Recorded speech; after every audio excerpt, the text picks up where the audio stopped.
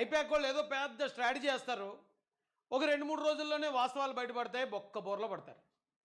అలాగే ఇప్పుడు గత వారం రోజులుగా జరుగుతున్న టాపిక్ ఏంటంటే పక్క రాష్ట్రం గొడవ. మనకు సంబంధం లేదు అది. పక్క రాష్ట్రం ఎలక్షను. పక్క రాష్ట్రంలో ఒక పార్టీ గెలిచింది.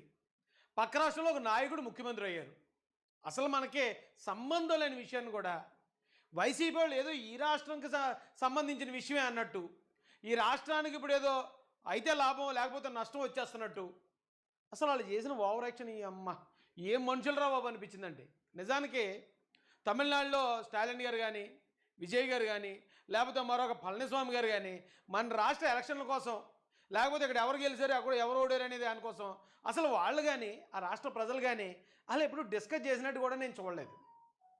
మరి ఏటో మన వాళ్ళకి తొత్తర ఈ వైసీపీ వాళ్ళకి నాకు అర్థం కాదు. వెంటనే జగన్ గారు, విజయ్ గారు ఇద్దరిని కంపేర్ చేసేసి బాబా జగన్ గారు ఎలాగో విజయ్ గారు అలాగే, ఎవరైనా ఎక్కడైనా ఒకటి గెలిస్తే చాలండి, ఒక్కడికి ఎక్కడైనా గెలిపి వచ్చిందంటే అది మా వాళ్ళే అంటారు వైసీపీ వాళ్ళు. మా జగన్ గారిని చూసే నేర్చుకున్నారు అంటారు. ఇదేం దరిద్రం నాకు అర్థం కావట్లేదు. ఇదే ఒక దరిద్రం అంటే ఆ విజయ్ జోసెఫ్ అని ఆయన వాళ్ళ నాన్నగారు అతన్ని స్కూల్లో జాయిన్ చేసేటప్పుడు అసలు క్యాస్ట్ లేదని రాయించేటట. ఎంత గొప్పడు ఆ టైంలోనే. అయితే ఆయన్ని పట్టుకుని మా కులస్తుడు అంటే మా కులస్తుడు అని కొందరు, మా కులస్తుడు ఏది మీ కులస్తుడు అంటారు ఏంటి, మీ కులస్తుడు కాదని మరికొందరు. చిన్నోళ్ళు పెద్దోళ్ళు తేడా లేదండి. వీడు ఇంత దరిద్రంగా ఉన్నారు మనోళ్ళు. ఇలాంటి కొద్దిమంది చేసే ఇలాంటి అత్యుత్సాహం తొత్తర పనుల వల్లే ఆంధ్ర వాళ్ళు అంటే మిగిలిన వాళ్ళకి, మిగిలిన రాష్ట్రాల వాళ్ళకి చీప్ అయిపోయింది అనుకుంటున్నానండి. ఈ దరిద్రాన్ని మాత్రం తట్టుకోవడం కష్టంగా ఉందండి. అయితే ఈరోజు కొన్ని విషయాలు చెప్తాను మీకు. అన్నిటికన్నా ముందు మీకు ఒక విషయం గుర్తు చేయాలి. నిన్న గౌరవ ప్రధానమంత్రి నరేంద్ర మోడీ గారు తెలంగాణలో మీటింగ్ కోసం వచ్చారు. వచ్చి మన డిప్యూటీ సీఎం పవన్ కళ్యాణ్ గారికి సర్జరీ జరిగింది కదండి. ఆ సర్జరీ నిమిత్తం ముఖ్యమంత్రి గారు వెళ్ళి వారిని పరామర్శించారు. అలాగే ముఖ్యమంత్రి నారా చంద్రబాబు నాయుడు గారిని, వారి కుటుంబాన్ని వెళ్ళి కలుసుకుని చంద్రబాబు నాయుడు గారి కుటుంబంతో దాదాపు 2 గంటల సేపు ముచ్చరించారట. ఒక తెలుగుడిగా గర్వంగా అనిపించింది నాకు, ఒక ఆంధ్రుడిగా గర్వంగా అనిపించింది. ఎందుకు చెప్తున్నాను ఇదంటే, సాక్షాత్ ఒక ముఖ్యమంత్రి, మూడోసారి ముఖ్యమంత్రి అయినా, దేశంలోనే పవర్ఫుల్ లీడరు, ఎంతోమంది ఎన్నో రాష్ట్రాల ముఖ్యమంత్రుల్ని, ఎన్నో రాష్ట్రాల మంత్రుల్ని, కేడర్ని చూస్తుంటాడు. అలాంటి వ్యక్తి మన తెలుగోళ్ళని ఆయనే డైరెక్ట్గా ఇంటికి వచ్చి కలిసే స్థాయిలో మన నాయకులు ఉండటం మనకు గర్వకారణం అండి. చాలా ప్రౌడ్గా అనిపించింది నాకైతే. లోకేష్ గారితో మాట్లాడాడు ఆయన, చంద్రనాయుడు గారితో, అలాగే భువనేశ్వరమ్మతో, బ్రాహ్మణమ్మతో, ఇంకా అలాగే అందరితో మాట్లాడారు. అలాగే పవన్ కళ్యాణ్ గారితో, వారి భార్య గారు, పిల్లలు, ఏదో ఒక ఫ్యామిలీ మెంబర్ లాగా అంత రెస్పెక్ట్ ఇచ్చారు. అలాంటి నాయకులు ఈ రాష్ట్రానికి ఉండటం నిజంగా తెలుగు వాళ్ళ అదృష్టం. ఎందుకంటే ప్రధానమంత్రి చేత గౌరవించబడే స్థాయి వ్యక్తులు. ఇది ఎందుకు చూపించాను నేనంటే, గతంలో జగన్మోహన్ రెడ్డి గారు చేశారు ముఖ్యమంత్రి. ఆయన దగ్గర అప్పుడు చాలామంది ఎంపీలు ఉన్నారు, రాజ్యసభ ఎంపీలు ఉన్నారు, లోక్సభ ఎంపీలు ఉన్నారు. వాళ్ళందరితోనూ కలిసి ఆయన కూడా బీజేపీ అంటే డైరెక్ట్ అఫీషియల్ పొత్తు అయితే లేదు, కానీ బీజేపీ పెట్టిన ప్రతి బిల్లుకి బీజేపీ వాళ్ళు కన్నా ముందు చేతులు ఎత్తేసేవాళ్ళు. అంత గట్టిగా సపోర్ట్ ఇచ్చాడు. కానీ జగన్మోహన్ రెడ్డి గారు ఎలక్షన్ 2024 ఎలక్షన్ ముందు గులగరా ఇచ్చి కొట్టి నన్ను చంపేపోయారు, నా మీద హత్యా ప్రయత్నం జరిగిందని గగ్గోలు పెట్టారు ఆయన. కానీ ప్రధానమంత్రి గారు రాలేదు పరామర్శకి. అప్పుడే కదండి, అసలు ఎప్పుడూ రాలేదు. ఎప్పుడు ఆయన పట్టించుకున్నది లేదు, ఆయనకి విలువ ఇచ్చింది లేదు, ఆయన గౌరవించింది లేదు. ఎందుకంటే జగన్మోహన్ రెడ్డి గారిని ఏనాడు మోడీ గారు లీడర్గా గుర్తించలేదు. ఆయన స్వకార్యాల కోసం ఏదైనా అడుగుతారేమో తప్ప ప్రధానమంత్రి గారిని రాష్ట్రం కోసం అడగడు కదా. ఆయన అడగడు కాబట్టి ఏ రోజు ఆయన్ని ఒక ఏమో ఎలాగో చూసి కూడా ఏమో లేండి, పోన్లేండి, ఎందుకు ఆయన ఓడిపోయి ఉన్నాడు కాబట్టి పెద్ద పెద్ద మాటలు వచ్చినా మింగేస్తున్నాను. లీడర్స్ కావాలి, రాష్ట్రానికి భవిష్యత్తు ఉండాలి, తెలుగోడి ఆత్మగౌరవం ఉండాలి. అట్ ద సేమ్ టైం ఇలాంటి నాయకులు ప్రధానమంత్రి చేత కూడా గౌరవించబడే నాయకత్వం మన రాష్ట్రానికి సొంతం అండి. గర్వించదగ్గ విషయం ఇది. ఇక మ్యాటర్లోకి వెళ్దామండి. ఇప్పుడు ఐపాక్ వాళ్ళు చాలా ప్రచారాలు చేస్తున్నారు. అందులో మీకు ఎగ్జాంపుల్గా 2 ప్రచారాలు చూపిస్తాను. ఎంత కామెడీగా ఉన్నాయంటండి అవి చూసాకే కంగారు అయిపోయాను నేను. నేను సైతం జగనన్న కోసం పోస్ట్ అట, రాజన్న రాజ్యం కోసం నేను సైతం అనే పేజ్ ఇది. ఈ పేజ్లో అండి ఈయన విజయ్ గారు వెళ్ళి స్టాలిన్ గారిని కలిశారు, వాళ్ళ ఇంటికి వెళ్ళి కలిశారు. ఇద్దరు ప్రత్యర్థులు. ఆయన ప్రతిపక్ష నాయకుడు ప్రత్యర్థి అయినా కూడా ఈయన సీఎం అయిన తర్వాత డైరెక్ట్గా వారి ఇంటికి వెళ్ళి వారిని గౌరవ మర్యాద పూర్వకంగా కలవటం జరిగింది. రాజకీయ నాయకులు అంటే అలా ఉండవు. అప్పుడు ఉండేవారు. చంద్రబాబు నాయుడు గారు, రాజశేఖర రెడ్డి గారు వారి స్నేహితులట. అలాగే ఇద్దరు రాజకీయ ప్రత్యర్థులైనా ఎక్కడైనా కనిపించినప్పుడు మాట్లాడుకోవటం, నవ్వుకోవటం, జోకులు వేసుకోవటం.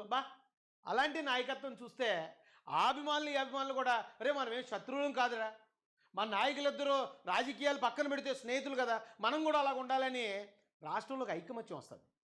అలాగే ఇక్కడ కూడా సాక్షాత్తు ఒక ముఖ్యమంత్రి గారు, మాజీ ముఖ్యమంత్రి గారు ఇంటికి వెళ్తే ఇప్పుడు ఆ రెండు పార్టీల కార్యకర్త మధ్య గొడవలు ఉంటాయండి. ఒకరినొకరు చంపుకోవాలని రప్ప అని కత్తులు తీసుకోవడాలు ఇలాంటివి ఏమైనా ఉంటాయా? లీడర్స్ అంటే వాళ్ళు కలిసి ఉండాలి, వాళ్ళ క్యాడర్ను కూడా కలిసి ఉండేలా చేయాలి, అంతేగాని ఒకరి మీద ఒకరు రెచ్చగొట్టకూడదు. అయితే దీని మీద వీళ్ళు రాసుకుంటున్నారు, చూసి నేర్చుకోండిరా అయ్యా, ఇది మా సంస్కారం అంటే తొందరలో మా జగనన్నను కలిసి థ్యాంక్ చెప్పడానికి వస్తున్న తమిళనాడు సీఎం. ఈ అమ్మాయి ఇలాంటివి మరి పాప వాళ్ళు నమ్ముతారా? అంత తింగరనా డాష్గాళ్ళు ఉన్నారా? లేకపోతే ఇలాంటి ప్రచారం చేసేవాళ్ళు తింగరనా డాష్గాళ్ళు? నాకు అర్థం కాదండి. రెండో లైన్ గురించి తర్వాత మాట్లాడదామండి. చూసి నేర్చుకోండి, ఇది మా సంస్కారం అట. ఏమంటే జగన్మోహన్ రెడ్డి గారు ఆయన గెలిచిన తర్వాత సీఎం అయిన తర్వాత అప్పటికి 3 సార్లు ముఖ్యమంత్రి చేసిన చంద్రబాబు నాయుడు గారిని వారి తండ్రి సమానుల్ని, ఎందుకంటే రాజశేఖర రెడ్డి గారు చంద్రబాబు నాయుడు గారు ఇద్దరు కూడా స్నేహితులు. రాజశేఖర రెడ్డి గారి కన్నా ముందే అలాంటి ఎంతోమంది ప్రత్యర్థులను చూసిన వ్యక్తి అయినా చంద్రబాబు నాయుడు గారు అంటే ఒక శిఖరం, లెజెండ్, లివింగ్ లెజెండ్. అలాంటి పెద్ద ఆయన ప్రతిపక్షంలో కూర్చుని ఉంటే జగన్మోహన్ రెడ్డి గారు ఏం ఎప్పుడన్నా నవ్వుతూ ఆయన పలకరించడం మనం చూసామా? ఎప్పుడన్నా నమస్కారం పెట్టడం చూసామా? పెట్టకపోగా ఎలాంటి మాటలు మాట్లాడించారండి ఆయన్ని అసెంబ్లీలోనే చంపేద్దామని పెద్ద పెద్ద మాటలు, లేనిపోయిన మాటలు, ఇంట్లో అపంశపం తెలియని మహిళల మీద కూడా పుకార్లు, దరిద్రమైన మాటలు, ఆ మాటలు మాట్లాడించడం, ఆయన తిట్టించడమే కాకుండా అది చూసి నవ్వుకునేవాడు ఆయన. అలాంటి జగన్ గారికి ఇలాంటి విజయ్ గారికి పోలిక ఏంటండి? అసలు ఎక్కడైనా పోలుకుందా? అలా ప్రత్యర్థితో కూడా మాట్లాడగలగాలంటే ఒక స్థాయి లీడర్ అయి ఉండాలండి. అంటే భావోద్వేగాలకు అతీతమైన లీడర్ అయి ఉండాలి. అలా నిజంగా ఆ భావోద్వేగాలకు అతీతమైన లీడరు ఈ స్థాయిలో ఉండాలంటే అది ఆషామాషి విషయం కాదండి. మీకు ఒక ఆయన చూపిస్తాను రండి, ఓ లీడర్ని. ఇది చూడండి,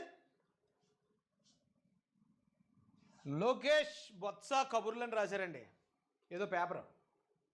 ఆ చెయ్యి చూడండి, ఎంత ఇష్టంగా, ఎంత గౌరవంగా, ఎంత సరదాగా, అంటే ఒక బాబాయ్తో మాట్లాడినట్టు, లేకపోతే ఒక మామయ్యతో మాట్లాడినట్టు.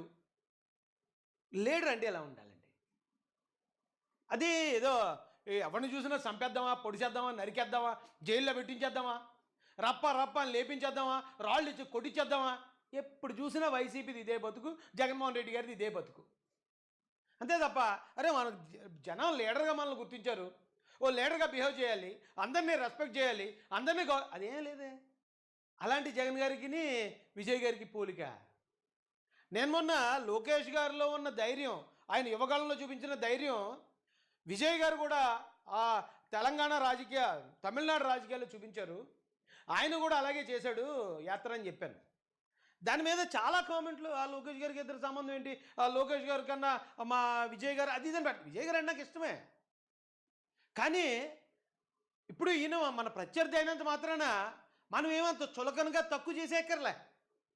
ఇతర రాష్ట్ర నాయకుల దగ్గర మన నాయకులను చులకన చేయక్కర్లే, ఎందుకంటే మన నాయకులు దేనిలోనూ తక్కువ కాదు.